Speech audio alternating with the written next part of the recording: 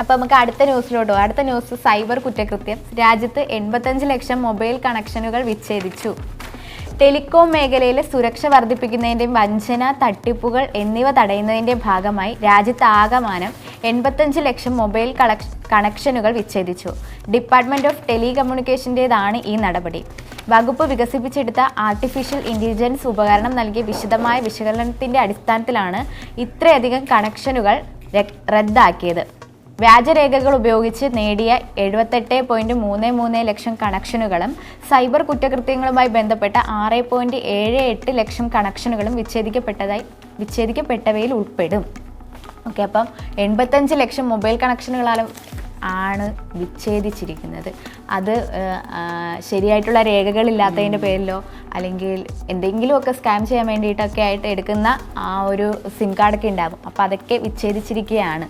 അതെന്തിനാണ്? സൈബർ കുറ്റകൃത്യം തടയുന്നതിനായിട്ട്.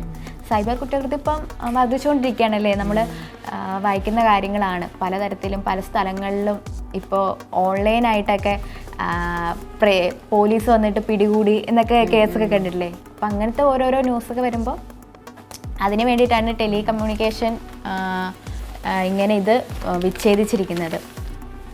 അപ്പം അതുകൊണ്ട് തന്നെ കുറച്ചെങ്കിലും ക്രൈം കുറയാൻ ചാൻസ് ഉണ്ട്. അതെ.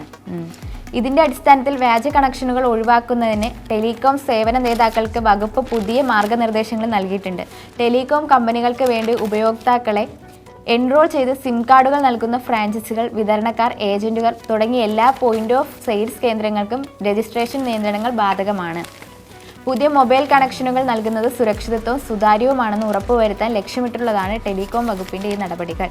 പുതിയ കണക്ഷനുകൾ എടുക്കുന്നവർക്ക് ബയോമെട്രിക് വെരിഫിക്കേഷനും മേൽവിലാസ പരിശോധനയും നിർബന്ധമാണ്. ജമ്മു കാശ്മീർ, അസം എന്നിവിടങ്ങളിൽ പോലീസ് റിപ്പോർട്ടുകൾ കൂടി ലഭിച്ചാലേ മൊബൈൽ കണക്ഷനുകൾ ലഭ്യമാകുകയുള്ളൂ.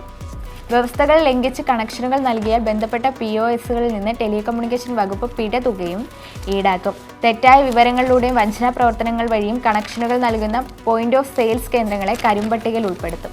ഓക്കെ, ഈ പോയിന്റ് ഓഫ് സെയിൽസ് എന്ന് പറയുന്നത് നമുക്ക് ഈ സിം കിട്ടാൻ ചാൻസസ് ഉള്ളത് എവിടെയൊക്കെയാണോ അതിനെയാണ് പോയിന്റ് ഓഫ് സെയിൽസ് എന്ന് പറയുന്നത്.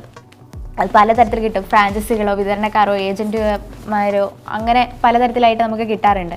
അപ്പോൾ അങ്ങനെയുള്ള സാഹചര്യങ്ങളിൽ അവരിനി നമ്മളിങ്ങനെ പോയി എടുക്കുന്ന സമയത്ത് ബയോമെട്രിക് വെരിഫിക്കേഷനിലൂടെ ആയിരിക്കും കിട്ടുക. പിന്നെ അതുപോലെ തന്നെ ഈ ഫ്രാഞ്ചൈസികൾക്കും ഏജൻസികൾക്കും ഒക്കെ ഏജന്റുമാർക്കൊക്കെ മേൽവിലാസം അല്ലെങ്കിൽ കറക്റ്റായിട്ട് അവർ രജിസ്റ്റർ ചെയ്തിട്ടുണ്ടോ എന്ന് ഉറപ്പാക്കണം. അങ്ങനെയുള്ളവർക്ക് മാത്രമേ ഇനി സിം കാർഡ് ബാക്കിയുള്ളവർക്ക് നൽകാൻ കഴിയുകയുള്ളൂ. അവിടുന്ന് തന്നെ തുടക്കത്തിൽ നിന്ന് എനിക്ക് തോന്നുന്നു അടിസ്ഥാനത്തിൽ നിന്ന് തുടങ്ങി കെട്ടിപ്പടുത്ത് വരുന്നതെന്ന് നമ്മൾ പറയത്തില്ലേ, അതുപോലെയുള്ളൊരു രീതിയിലാണ് ഈ സൈബർ ക്രൈം ഇല്ലാതാക്കാൻ വേണ്ടിയിട്ട് ഇപ്പോൾ ചെയ്തിരിക്കുന്നത്. എന്നാലും നല്ലൊരു കാര്യമാണ്. സൈബർ കുറ്റകൃത്യങ്ങൾ ഇല്ലാതാവട്ടെ. അതിൻ്റെ ഭാഗമായിട്ട് ഇപ്പോൾ 85 ലക്ഷം മൊബൈൽ കണക്ഷനുകളാണ് വിച്ഛേദിച്ചിരിക്കുന്നത്.